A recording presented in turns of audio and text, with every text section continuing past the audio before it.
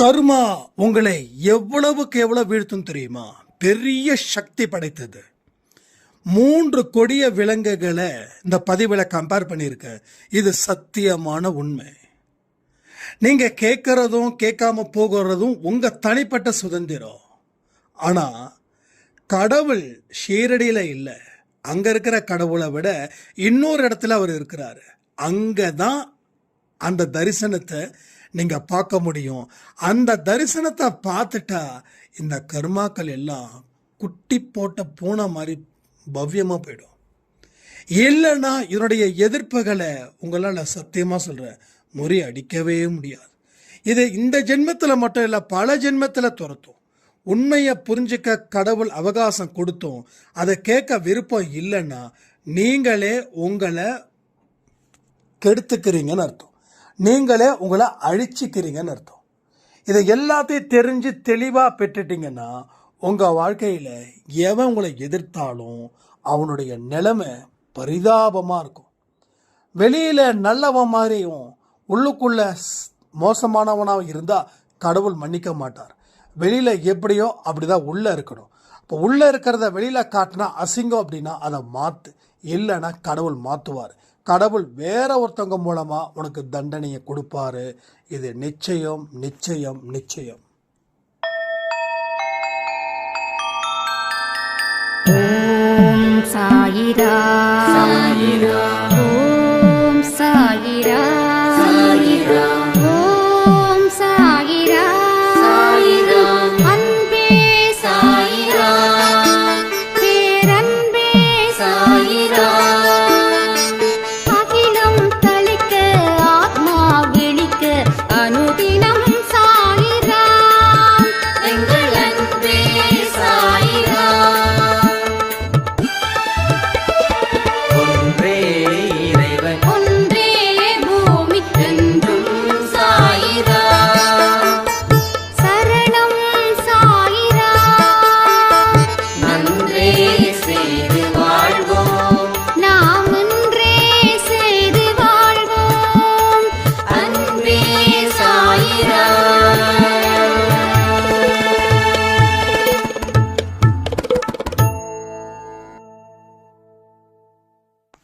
சாயிரா. என் உயிரின் உயிரானவர்களே, கடவுளுடைய மனசு குழந்தை மனசு போல. உங்க மனசுல எந்த மாதிரி எண்ணங்களை விதைக்கிறீங்களோ அந்த மாதிரியான முகத்தை நீங்க பார்க்கலாம் சாயப்பா கிட்ட. நான் நிறைய தடவை சாயப்பா கோயிலுக்கு போகும்போது சில நேரத்தில் அவரோட முகம் அமைதியா இருக்கும். அப்போ நான் நினைப்பேன், ஓகே நாம கரெக்டா இருக்கோம். சில நேரத்தில் அவரோட முகம் சிரிச்சது போல இருக்கும். ஓகே நாம நல்லா வாழ்ந்துகிட்டு இருக்கோம், கடவுளை சந்தோஷமா வச்சிருக்கோம். இன்னும் சில நேரத்தில் குழப்பமா இருக்கிற மாதிரியே இருக்கும் அவரோட முகத்தை பார்க்கும்போது. அப்போ நான் யோசிப்பேன், என்ன இன்னைக்கு இவரோட முகம் ஒரு மாதிரி குழப்ப ரேகையில இருக்கே, சிரிச்ச முகத்துல இல்ல. Okay something is wrong. யாருக்கு? சாய்பாவுக்கு இல்லை, நமக்கு. அப்போ ஒரு குழப்பத்துல நாம இருக்கிறோம். ஏதோ ஒரு இடத்துல சரியா முடிவெடுக்காம இருக்கோம். ஆனா முடிவு எடுத்தது போலவே இருக்கும். ஆனா கடவுள் நீ தப்பா முடிவெடுத்துட்ட அப்படின்ற ஒரு விஷயத்தை நம்ம மனசுக்குள்ள விடுறாரோ அப்படின்ற மாதிரி தோணும். அப்போ நான் யோசிப்பேன், என்னமோ ஒரு விஷயம் நடந்திருக்குது அப்படின்னு ரீசெக் பண்ணும்போது, ஓகே இது சரியான முடிவு இல்லை, இந்த முடிவு வேற விதமான தீய பலனை கொடுக்குமே அப்படின்னு ஒரு புரிதலை அவர் கொடுப்பாரு. அடுத்தது சம்டைம்ஸ் ரொம்ப கோபமா இருப்பாரு. அப்ப என்ன எனக்கு இவர் இவ்வளவு கோபமா இருக்காரு, முகம் எல்லாம் வேற மாதிரி இருக்கே அப்படின்னு. அப்ப நான் உடனே நினைப்பேன், என்னமோ இன்னைக்கு யாருக்கிட்டயோ வரம்ப மீறி பேசியிருக்கோம் அப்படின்னு நினைக்கும் போது யாரை வரம்பு மீறி பேசுகிறோமோ அவங்களுடைய உருவத்தை மனசில் கொண்டு வருவார். இப்படி 4 முகம் அவர்கிட்ட இருக்கு. அமைதி, சந்தோஷம், குழப்பம், கோபம். இந்த 4 எண்ணங்கள் தான் ஒரு மனுஷனை ஆட்டி படைக்குது. நீ மற்றவங்க மேல கோபமா இருந்தா சாய்ப்பா உன் மேல கோபமா இருக்காரு. நீ உன் வாழ்க்கைய அமைதியான வழியில வழி நடத்தினா சாய்ப்பாவோட முகம் அமைதியா இருக்கு. நீ சந்தோஷமா எல்லாருக்கும் சிறப்பா ஒரு வாழ்க்கைய நீ கொடுத்த அப்படின்னா சாய்ப்பா சந்தோஷமா இருக்காரு. அதே போல நீ ஏதோ முடிவெடுக்க முடியாம தடுமாறிட்டு இருக்கிறியோ இல்ல தப்பான முடிவை எடுத்தாலோ அதை அவர் காமிச்சு கொடுக்கிறார். சோ இந்த மாதிரி 4 விதமான முகபாவனைகள் அவர்கிட்ட இருக்கு. இது எத்தனை பேர் நீங்க ஃபீல் பண்ணிருக்கீங்கன்றத கமெண்ட்ல கமெண்ட் பண்ணுங்க. இதை எல்லாராலையும் ஃபீல் பண்ண முடியாது, ஒரு சிலரால மட்டும்தான் ஃபீல் பண்ண முடியும். ஆனா நிச்சயமா சொல்றேன், அன்பே சாயில 100 பேருனா 50% மக்களாவது இந்த மாதிரி நிச்சயமா ஃபீல் பண்ணியிருப்பாங்க. ஸோ ஃபீல் பண்ணா நாம வாழ்க்கை கடவுளுடைய வழியில போய்கிட்டு இருக்குது. நம்ம வாழ்க்கை கடவுளுடைய உத்தரவின் படி அது நடக்குது. நாம செய்ய வேண்டிய காரியங்கள் எல்லாமே பரிசுத்தமா இருக்குது. மற்றவங்களை நாம எந்த அளவுக்கு வச்சிருக்கிறோமோ அதை பொறுத்துதான் அவர் நம்ம கூட இருக்கிறது போல வாழ முடியும். இதை எல்லாத்தையுமே உணர்வு ரீதியா நீங்க உணர முடியும். வாழ்க்கையில வாழ்வதற்கு தேவையான அத்தனை முயற்சிகளையும் நீங்க அவருடைய வழியில போகும்போது எல்லா விஷயங்களும் உங்களுக்கு நடக்கும். எது சரி எது தப்புன்னு அவர் உங்களுக்கு நிச்சயமா காட்டி கொடுத்துடுவாரு. அதனாலதான் நான் சொன்னேன், யாராருக்கு வருது அப்படின்னா சிலருக்கு மட்டும்தான் வரும். அப்போ ஏங்க பலருக்கு வரலன்னு ஒரு கேள்வி வரும். அதுக்கு ஒரே காரணம், கடவுளுக்கும் இவங்களுக்கும் சம்பந்தம் இல்லாம ஒரு வாழ்க்கைய வாழுவாங்க. ஒரு பிரச்சனை இருக்கும்போது மட்டும் கடவுளை நெருங்குவாங்க. அன்பே சாய் குடும்பத்திலே நிறைய பேர் இருக்காங்க.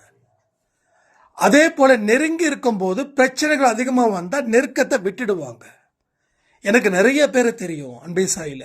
ஆனா யாருக்கிட்டையும் தனிப்பட்ட முறையில நான் எந்த ஒரு விவாதத்தையும் இல்லை நீங்க இப்படிதான் அப்படின்னு சொல்லி வைக்கவும் இல்லை.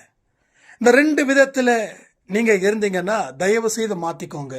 ஏன்னா உங்க வாழ்க்கையில இன்னும் கர்ம வினைகளை சந்திக்கக்கூடிய நிலைய நீங்க வந்துட்டீங்கன்னா உங்களால சந்திக்கிறது ரொம்ப கஷ்டமா போயிடும், ஒரு பெரிய சவாலா போயிடும். வாழ்வதற்கே ஒரு பெரிய சவாலா போயிடும். நீங்க ஏழையா இருந்தாலும் சரி, இல்ல பணக்காரரா இருந்தாலும் சரி, இல்ல மிடில் கிளாஸ் பீப்புளா இருந்தாலும் சரி. ஏன்னா கர்ம வினைகள் அப்படின்றது ஒரு பெரிய முதலை, பசி எடுத்து இருக்கிற ஒரு முதலை, பசியோட இருக்கிற ஒரு முதலை, மதம் பிடிச்ச யானை, வெறி பிடிச்ச நாய். இந்த கர்ம வினை எப்படி சொல்லலாம்னா 3 விதத்துல சொல்லலாம். மதம் பிடிச்ச யானை, அந்த யானை என்ன பண்ணும், போட்டு வச்சு செஞ்சிடும். யானைக்கு யானையோட பாகன் மேல அளவு கடந்த உயிர். சோ அந்த யானை பாகனைய கூட அந்த யானை காலால மிதிச்சு சாகடிச்சிரும். எப்போன்னா அந்த யானைக்கு மதம் பிடிச்சு இருந்துச்சுன்னா. அப்போ அந்த யானை பாகனை சாகடிச்சிட்டு அதுக்கு மதம் தெரிஞ்சதுக்கு அப்புறம் தான் தெரியும், ஐயோ இங்க ஒருத்தர் இருந்தாரு, நம்மளை பார்த்துக்கிட்டாரு, நமக்கு சாப்பாடு வச்சாரு, நமக்கு குளிக்க வச்சாரு, என்னோட அம்மாவா அப்பாவா இருந்தாரு, அவரு எங்கன்னு சொல்லி சாப்பிடாம இருக்குமா. திருச்சியில ஸ்ரீரங்கத்தில் அப்படிப்பட்ட ஒரு விஷயம் நடந்தது. கோயில் யானைக்கு மதம் பிடிச்சி அங்க இருக்கிறவரைய அடிச்சு சாகடிச்சது. அடுத்த 2-3 நாளைக்கு யானை பக்கா சைலண்ட், அழுக. ஏன்னா யானை பாகனை யாரோ கொண்டுட்டாங்க அப்படின்னு.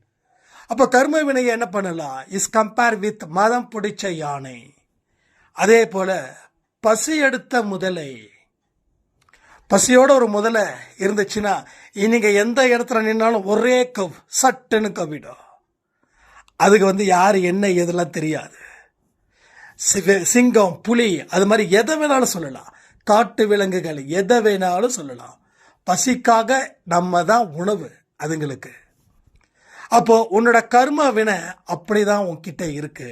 ஆனா நீயும் அது பூனையா நினைக்கிற. சத்தியமா அது பூனை கிடையாது. அது ஒரு மதம் பிடிச்ச யானை, பசி எடுத்த முதலை, வெறி பிடிச்ச நாய். இதை புரிஞ்சுக்கோங்க. இதை புரிஞ்சுக்கிட்டு வாழ்க்கைய வாழ்ந்து பாருங்க. வாழ்க்கையில முதல்ல பயம் ரொம்ப ரொம்ப முக்கியம், ரொம்ப முக்கியம். சில பேர் சொல்லுவாங்க எனக்கெல்லாம் வாழ்க்கையை பத்தி பயம் இல்லைன்னு, ஆனா தொடை நடுங்கியா இருப்பாங்க. சில பேர் நான் அதை பண்ணுவேன் இதை பண்ணுவேன் அப்படின்னு சொல்லுவாங்க, ஆனா எதையும் பண்ண மாட்டாங்க. சில பேர் வெளி வேஷத்துக்கு ராஜா போல இருப்பாங்க, உள்ளுக்குள்ள தொட நடுங்கியா இருப்பாங்க. ஸோ பயம் ஒத்துக்கிறது நல்லது. பயம் இல்லைன்னு யாராவது சொன்னா அதை நம்பாதீங்க. நீங்கள் கூட யார்கிட்டையாவது எனக்கெல்லாம் பயம்லாம் இல்லைன்னு சொல்ல வேண்டிய அவசியமே இல்லை. எஸ், நான் பயப்படுவேன், கடவுளுக்கு பயப்படுவேன், அநியாயம் செய்ய பயப்படுவேன், பாவம் செய்ய பயப்படுவேன்னு சொல்லுங்க. உங்க மனசை, உங்க இடத்தை நீங்க சுத்தப்படுத்துங்க. உங்க பியூரிட்டி எந்த அளவுல இருக்கோ அந்த அளவுக்கு கடவுள் நிரந்தரமா உங்க இதயத்தில் குடியிருந்து ஆட்சி செய்யக்கூடிய சர்வ அதிகாரம் பெற்றவரா நம்ம சாயப்பா ஒரு அரசனை போல இருப்பார். ஒரு அரசனை போல இருப்பார். நீங்க அரசனோட குழந்தைங்க. உங்களை யாராவது கை வச்சிட்டாங்க அப்படின்னா நிச்சயமா அவன் என்ன சொல்றது, தலையில்லாத முண்டம் போல இருப்பான். இப்படிதான் எல்லாருடைய விஷயத்திலையும் சாயப்பா இருக்கிறாரு. யாராவது ஒரு சாயப்பாவோட குழந்தைய எதிர்த்து நின்னுட்டாங்க அப்படின்னா அவர் கொடுக்கக்கூடிய ஆட்டமே வேற லெவல்ல இருக்குங்க.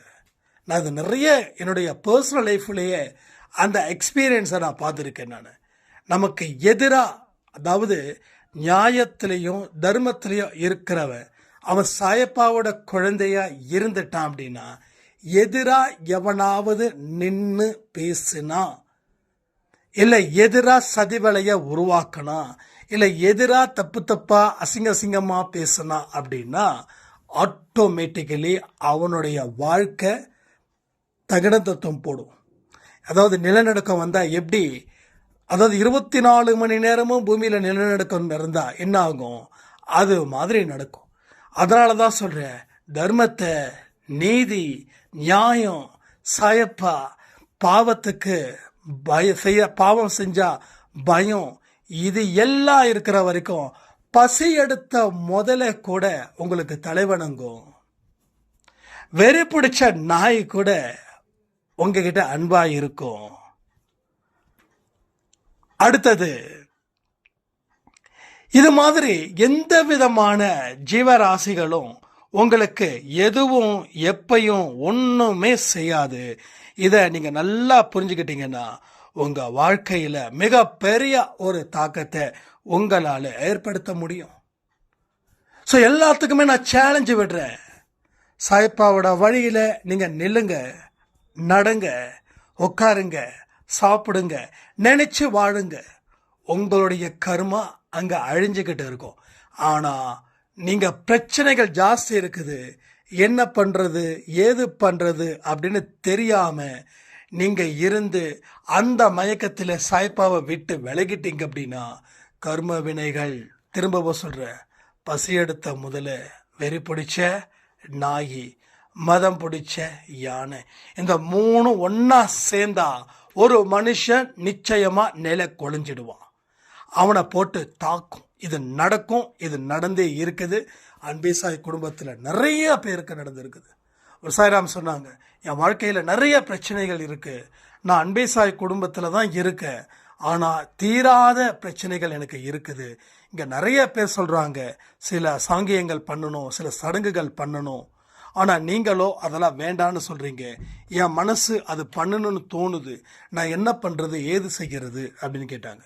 நான் ஒரே ஒரு விஷயம்தான் சொன்னேன், அன்பே சாய் குடும்பத்தில் யாரையுமே வலுக்கட்டாயமா உட்கார வச்சு பாடம் நடத்தல, யாரையுமே அதிகாரப்படுத்தி இதை செய் அதை செய்யன்னு சொல்லல. ஒன்று இந்த சைடு நில்லுங்க, இல்லை அந்த சைடு நில்லுங்க. 2 சைடுல நின்றுக்கிட்டு இருந்தா ஒன்றும் செய்ய முடியாது அப்படின்னு. பட் அவங்க ஏரியாவில் இருக்கிறவங்க கூடலாம் இதை பற்றி பேசி அதுக்கப்புறம் ஏதோ ஏகப்பட்ட மூட நம்பிக்கைகள் ஒன்றா இரண்டா, ஒன்று இல்லை ரெண்டு இல்லை, கிட்டத்தட்ட ஏகப்பட்ட 1,00,000 இந்த 1 இயரில் இழந்திருக்காங்க. எவ்வளோ? 1,00,000. அவங்க போகாத கோயிலே இல்லை, பண்ணாத சாங்கியமே இல்லை, காலில் சாமியார்ன்ற போர்வையில் காலில் விடாத நாட்களே இல்லை. அத்தனை மனுஷங்க கிட்டேயும் காலில் விழுந்து பரிகாரம் செஞ்சு அதை பண்ணி இதை பண்ணி கிட்டத்தட்ட 1,00,000 மேலே செலவு பண்ணியிருக்காங்க. ஆனால் பிரச்சனைகள் தீரவில்லை. பிரச்சனைகள் மட்டும் தீரவே இல்லை. பிரச்சனை எப்படி இருக்குது? பிரச்சனை அப்படியே குட்டி மேலே குட்டி போடுது, குட்டி மேலே குட்டி. இந்த மீன்கள்லாம் குட்டி போடும்போது பார்த்தீங்கன்னா ஏகப்பட்ட குட்டி போடுமா. அதனால தான் கடலில் அவ்வளோ மீன்கள் இருக்குது. நம்ம எத்தனை கிலோ மீன் டன் சப்ளை பண்ணாலும் சரி, அந்த மீனை மட்டும் இது பண்ணவே முடியாது. ஒருவேளை யாருமே மீன் சாப்பிடலைன்னா கடல் என்ன ஆகுன்றதை யோசிச்சு பாருங்க. அது போல உங்களுடைய சரியான வழியில் நீங்கள் செல்லாமல் எந்த பிரச்சனையும் தீர்க்கவே முடியாது. அப்போ என்ன ஆகுது? மீன் எப்படி குட்டி போடுதோ அது போல உங்களுடைய பாவங்கள் உங்களுடைய பரிகாரத்தினால எதுவுமே அடைக்கப்படவே இல்லை, வளர்க்கப்படுகிறது. ஏன்னா ஒரு மாத்திரைக்கு எந்த நோயோ அதற்கு தகுந்த மாத்திரை தான் எடுக்க முடியும்.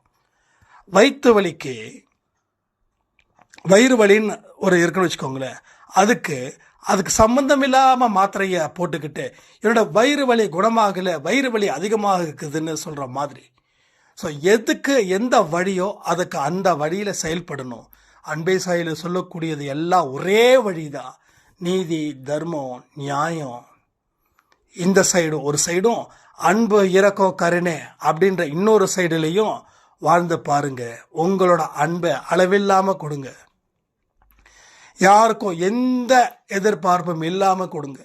யார் உங்களை பகைச்சாலும் தைரியமாக இருங்க. யார் உங்களை எதிர்த்தாலும் தைரியமாக இருங்க. வாழ்க்கைன்றது பிறப்புக்கும் இறப்புக்கும் இடைப்பட்ட ஒரு நிகழ்வு தானே தவிர பெரிய மாயாச்சாலமெல்லாம் ஒன்றும் கிடையாது. எதை எடுக்கிறையோ அது உனக்கு சொந்தம், எதை எடுக்கலையோ அது உனக்கு சொந்தம் இல்லை. எடுக்கிறத நல்லதாக எடுத்துக்கிட்டா வாழ்கிறதும் நல்லபடியாக வாழ முடியும். எடுக்கிறத மோசமாக எடுத்துக்கிட்டா அத்தனையும் நம்ம பதில் சொல்லி தான் ஆகணும். ஸோ வாழ்க்கையில் பல பேருக்கு இப்படிப்பட்ட சிச்சுவேஷன் தான் இங்கே சேர்ந்துருக்குது. அந்த சிச்சுவேஷனால் வாழ்க்கை வீணாகிக்கிட்டு இருக்குது. அந்த வீணாக போன வாழ்க்கையை நாம தான் தலையில் சுமந்துக்கிட்டு இருக்கோம். அதை எடுத்து வைப்பதற்கு உண்டான நேரமும் காலமும் என்னைக்கோ சாய்ப்பா கொடுத்துட்டாரு. ஆனால் இப்போ வரைக்கும் அதை இறக்கி வைக்க மனசு இல்லை. அப்படின்னா உங்கள் மனசில் அப்படி என்ன தான் ஓடுதுன்றத நான் கேட்கல, சாய்ப்பா கேட்குறாரு. அது என்ன ஓடுதுன்றதை பார்த்துட்டு அதற்கு தகுந்த மாதிரியான வழிகளை தேர்ந்தெடுத்தா வாழ்க்கை அப்படின்ற ஒரு அழகான ஒரு பூங்காவியத்தை நீங்கள் பார்ப்பீங்க. இல்லைன்னா வாழ்க்கைன்றத தரித்திரம் வாய்ந்ததாகவும் மோசமானதாகவும், நிற்கிறதுக்கு கூட பயமாக இருக்கிற மாதிரியும், தூங்கிறதுக்கு கூட பயமாக இருக்கிற மாதிரியும், வெளியில் போகிறதுக்கு கூட பயமாக இருக்கிற மாதிரியும், அடுத்தடுத்த நொடி என்ன நடக்குமோ ஏது நடக்குமோ, எவன் நம்ம வீட்டுக்கு நம்ம அவமானப்படுத்துவானோ அப்படின்ற ஒரு தாட் ஆஃப் ப்ராசஸிங்கில் உங்கள் மைண்டு வேலை பார்த்துக்கிட்டே இருக்கும். ஸோ வெளியில் சில பேர் பார்த்திங்கன்னா நீதிமான்கள் மாதிரி பேசுவாங்க, ஆனால் உள்ளுக்குள்ளே சாக்கடை ஓடும். அந்த சாக்கடையை கடவுள் வெறுக்கிறார். ஏன்னா இவன் வெளியில் பேசாமல் இருந்தால் கூட இவன் தப்பிச்சிருப்பான். ஆனால் வெளியில் இவன் நல்லவன் மாதிரியும் நியாயமானவன் மாதிரியும் இவன் தான் உலகத்துக்கே அத்தனை நல்ல விஷயங்களை போதிக்கிறவன் மாதிரியும் இருப்பான். ஆனால் உள்ளுக்குள்ளே சாக்கடை ஓடும். அந்த சாக்கடையை கடவுள் வெறுக்கிறார். இப்படி வெளியில் சொல்லாமல் இருந்தால் கூட இந்த சாக்கடையை கடவுள் சுத்தப்படுத்திடலான்னு நினைப்பார். ஆனால் நீ வெளியில் சொல்லி ஒரு பெரிய வேஷத்தை நீ ஏற்படுத்துகிற, ஆனால் உள்ளுக்குள்ளே ஓடுவது என்னவோ பெரிய சாக்கடை. அதனால் உன்னை ஏன்டா நான் காப்பாற்றணும், நான் உன்னை ஏன் காப்பாற்றணும், உன்னை எந்த அளவுக்கு வளர்ச்சி அடைய வச்சேனோ அந்த அளவுக்கு உனக்கு வீழ்ச்சியையும் நான் கொடுப்பேன் அப்படின்ற மாதிரி அவரே நம்மளை வீழ்ச்சியில் வலையில் சிக்க வைக்கிறார். நீங்கள் சிக்க வேண்டிய அவசியமே இல்லை. அதனால் வெளியில் நல்லவர்கள் போலவும் உள்ளுக்குள்ள உண்மையாகவே நீங்கள் மோசமானவர்களாக இருந்தால் கடவுள் மன்னிக்க மாட்டார். உள்ள என்ன இருக்கோ அதை வெளிப்படுத்துங்க. அப்போ வெளிப்படுத்துறது கேவலமாக இருக்குதுன்னா உள்ளே இருக்கக்கூடிய எண்ணத்தை மாற்றுங்க, அவ்வளோதான் சொல்லுவேன். இப்போ உள்ள எனக்கு இப்படி தான் இருக்குது, அடுத்தவங்களை கெடுக்கணும்னா அடுத்தவங்களை கெடுக்கிறது நல்லதானா? அடுத்தவங்களை கெடுத்தா மறுபடியும் சொல்கிறேன், தலையில்லாத முண்டம் போல தான் சுற்றிக்கிட்டு இருக்கணும். அப்போது வெளிப்படுத்தக்கூடிய விதம் முகத்தை சுளிக்குதுன்னா அப்போ உள்ளுக்குள்ளே இருக்கக்கூடிய கன்றாவியான விஷயத்தை மாற்ற வேண்டியது தானே. அது எவ்வளவு பெரிய ஒரு தடங்களாக வாழ்க்கைக்கு வீழ்ச்சியை கொடுக்குதுன்றதை யோசித்து பார்க்க வேண்டியது தானே. இப்போ நிறைய பேர் பாருங்களேன், எத்தனையோ பொண்ணுங்களை ரேப் பண்ண. இதே தொடர்ந்து சொல்கிறேன் அப்படின்னா, ஒருத்தன் ஒரு வீணா போனவன், ஒரு புறம்போக்கு ஒரு பொண்ணை ரேப் பண்ணுறான்னு தெரியுது, அதனால் அவன் சட்டத்துக்கு முன்னாடி நிற்க வைக்கப்படுவான். போலீஸ்காரங்களாம் அடி பிரித்து மேய்ஞ்சிருவாங்க. எந்த போலீஸ்காரங்களும் சிகப்பு கம்பளத்தை விரித்து போட்டு வாங்க வந்துட்டு அடுத்த ஒரு பொண்ணுக்கு நீங்கள் ரேப் பண்ணுங்க, நீங்கள் எவ்வளோ வேணாலும் பண்ணாலும் யாரும் சொல்ல மாட்டாங்க. அடி பிரித்து வச்சு எந்த அடி அடிப்பாங்கன்றது நம்ம நிறைய பேரை பார்த்துருக்கோம், நிறைய பேர் கேள்விப்பட்டிருக்கோம். அந்த மாதிரி அந்த வலியையும் தாங்க அதை பண்ணுறதுக்கு முன்னாடியே அது கிடைக்கும்ன்றதும் தெரிஞ்சுக்கிட்டான் பண்ணுறான்னா அவன் எவ்வளோ பெரிய மோசமானவனாக இருப்பான். அவன் இந்த பூமிக்கே பாரமாக இருக்கிற நாய் அந்த நாய். ஸோ அதனால தான் திரும்ப திரும்ப சொல்கிறேனே, உள்ளுக்குள்ளே இருக்கக்கூடிய வக்கரம் வெளிப்படுத்தும் போது அது பல இடத்துல அவமானத்தையும் ஒரு மோசமான ஒரு மனுஷன் அப்படின்னு ப்ரூஃப் பண்ணுறது மட்டும் இல்லை, வெளியில் இருக்கக்கூடிய மக்களும் அந்த தண்டனையை நிச்சயமாக கொடுப்பாங்க. அப்போது வெளிப்படுத்தக்கூடிய விஷயங்கள் உள்ளுக்குள்ளே இருக்கக்கூடிய எண்ணங்கள் வச்சு தான். அதை நாம் சரி பண்ணாமல் எதையுமே சரி பண்ண முடியாது. உங்கள் வீட்டை என்னதான் விலை உயர்ந்த பளிங்கு கல்லை வச்சுக்கிட்டு பூஜை ரூம் கட்டியிருந்தாலும் சரி, உன் மனசில் சாக்கடையும் குப்பைகளும் இருந்துச்சுன்னா அந்த பளிங்கு கல்லால் செய்யப்பட்ட பூஜை முறைகள் அத்தனையுமே உன் முன்னாடி ஒன்றுத்துக்கும் கிடையாது. ஒரு சிங்கிள் பைசாவுக்கு கூட அதில் லாபமே கிடையாது. ஆனால் உன் மனசு சுத்தமாக வை, ஒரு சாதாரண இடத்துல கூட ஒரு சின்ன ஃபோட்டோவை கூட வச்சு கும்பிடு, கடவுள் அங்கே நிற்பார். கடவுளோட முகத்தில் மிகப்பெரிய புன்னகையும் ஒரு மிகப்பெரிய ஒரு சந்தோஷமும் அவருடைய மனதில் இருக்கும். இதை எல்லாத்தையும் முடிவு பண்ணுங்க. ஏன்னா ஒரு பதிவும் சும்மா உட்காந்துக்கிட்டு நான் என்னமோ பேசுகிறேன், நீங்கள் என்னமோ கேட்குறீங்க, கமெண்ட் பண்ணுறீங்க. அதை தாண்டி என்ன சாதிச்சிங்கன்றது ரொம்ப முக்கியம். முதல்ல மனசில் மாற்றத்தை ஏற்படுத்துவது மூலமாக தான் நீங்கள் அச்சீவ் பண்ண முடியும் இந்த வேர்ல்டில். உங்களை நீங்கள் வெல்ல முடியுதான்னு பாருங்கள், உங்கள் மனசை கட்டுப்படுத்த முடியுதான்னு பாருங்கள். ஒன்ஸ் உங்கள் மைண்டை நீங்கள் கண்ட்ரோல் பண்ணிட்டா உலகத்தை நீங்கள் வென்றது போல சமம். ஆனால் ஐம்புலன்களை எந்த வழியில் அடக்கணுன்றது தான் முக்கியமான விஷயம். அதை பற்றி தான் பேசுகிறோம். இந்த ஐம்புலன்களை வென்றுட்டாவே நீ ஜெயிச்சிட்டேன்னு அர்த்தம். அப்போ என்ன பண்ணாலும் ஏது பண்ணாலும் இந்த உலகம் எவ்வளவு தான் ஒரு ஆசை வார்த்தைகளை சொன்னாலும் ஆசையை தூண்டுனாலும் நம்ம என்ன பண்ணுவோம்? அதுக்கு மதிப்பு கொடுப்போமா? சத்தியமாக கொடுக்க மாட்டோம். ஏன்னா உங்கள் ஐம்புலன்களும் உங்கள் கண்ட்ரோலில் இருக்கும்போது அதை யார் என்ன பண்ணாலும் சரி, அதுக்கு எந்த இடத்துலையும் முடிவு கட்டவே முடியாதுன்றது தான் உண்மை. இதை நல்லா புரிஞ்சுக்கிட்டா எல்லாருடைய வாழ்க்கையிலையும் ஒரு மிகப்பெரிய வெளிச்சத்தையும் ஒரு பெரிய தாக்கத்தையும் நம்மால் ஏற்படுத்த முடியும். அப்போ சாய்ப்பா எங்கப்பா இருக்கிறாருன்னா உனக்குள்ளே இருக்காரு. உனக்குள்ளே இருக்கிற சாய்ப்பா தான் உன்னை உறுதிப்படுத்துவார். நீ உனக்கு உள்ள இல்லாத சாய்ப்பாவை வெளியில் கோயிலில் ஒரு அடையாளத்துக்காக மட்டும்தான் தேட முடியுமே தவிர வேறு எந்த ஒரு பிரயோஜனமும் சத்தியமாக கிடையாது. ஷீரடியில் எத்தனையோ மக்கள் போகிறாங்க, போன அத்தனை மக்களுக்கும் பணக்காரர் ஆயிட்டாங்களா? நோய் நொடி இல்லாத ஒரு வாழ்க்கையை கடவுள் கொடுத்துட்டாங்களா? ஆனால் ஷீரடிக்கு போகாமலே நெஞ்சில் சாயப்பாவை வச்சு வணங்குறவங்க, அவர் இதயத்தில் குடியிருக்கிறவர், யாருக்குமே எந்த பிரச்சனையுமே வந்ததே கிடையாது. என்கிட்ட நிறைய பேர் சொல்லுவாங்க, நீங்கள் என்ன சாய்ப்பா கோயிலுக்கு ஒருத்தர் தான் போனீங்க, ஷீரடிக்கு மறுபடியும் போகலையா அப்படின்னு. இல்லைங்க, ஏன் போகணும்னு உங்களுக்கு தோணலையான்னு கூட நிறைய பேர் என்கிட்ட பர்சனலாக கேட்டிருக்காங்க. நான் ஒரே ஒரு வார்த்தை தான் சொன்னேன், போகணும்னு எனக்கு தோணலை, போகிறதால மட்டும் எனக்கு சாட்டிஸ்ஃபைடு ஆகலை. அப்போ என்னங்கன்னா என் மனசுக்குள்ளே இருக்கிறார், எனக்கு அதுதான் பெரிய ஒரு சாட்டிஸ்ஃபைடை கொடுக்குது. கோயிலுக்கு குழந்தை சொல்லி அலைஞ்சி சாமியை பார்க்கறதுக்கு பதிலாக ஒரு 10 நிமிஷம் கண்களை மூடி நம்ம இதயத்துக்குள்ளே பார்க்கும்போது அவர் அங்கே உட்காந்துட்டு இருக்கக்கூடிய அழகு ஷீரடியில் கூட அந்த அழகை பார்க்க முடியாதுங்க அப்படின்னு. இது உண்மை. இது எத்தனை பேர் உணர்றீங்கன்னு எனக்கு தெரியல. உணர்ந்தவங்க கமெண்ட் பண்ணுங்க. ஏன்னா இதயம் சுத்தமாக வை, இதயத்தில் இருந்து தான் எல்லாமே வருது. மோசமாக இருந்தால் இதயம்தான் முதல்ல வெடிக்குது. ஹார்ட் அட்டாக் ஏன் வருது, பிபி ஏன் வருது, சுகர் ஏன் வருதுன்னா உன் எண்ணங்கள் சரியில்லை. உன் சாப்பாடெல்லாம் விட்டுரு, அதெல்லாம் விஷயமே கிடையாது. நீ ஒருத்தரை நினச்சி பயங்கரமாக கோவப்படும் போது உன்னோட தலை வெடிக்குது.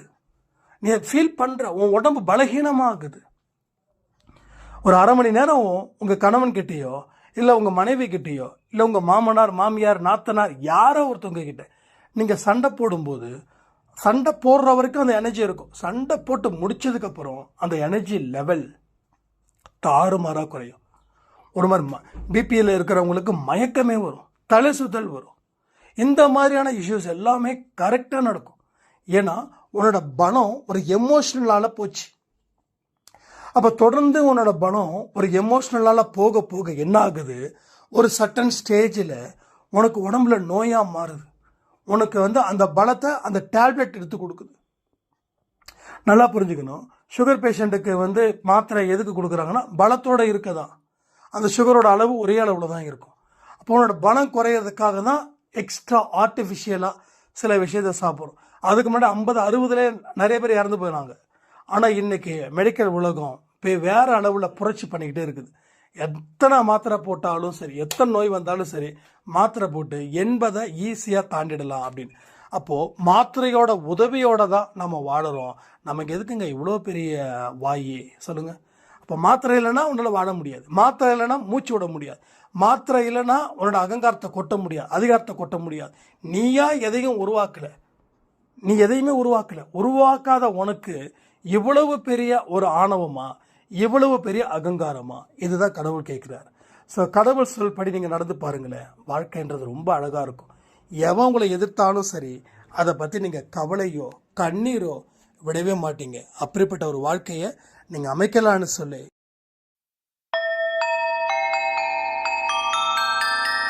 ஓம் சாயிரா சாயிரா ஓம் சாயிரா சாயிரா ஓம் சாயிரா சாயிரா அன்பே சாயிரா பேரன்பே சாயிரா அகிலம் தளிக்க ஆத்மா விழிக்க அனுதினம் சாயிரா எங்கள் அன்பே சாயிரா ஒன்றே இறைவன் ஒன்றே பூமிக்கென்றும் சாயிரா சரணம் சாயிரா நன்றே செய்து வாழ்வோம் நாம் ஒன்றே செய்து வாழ்வோம் அன்பே சாயிரா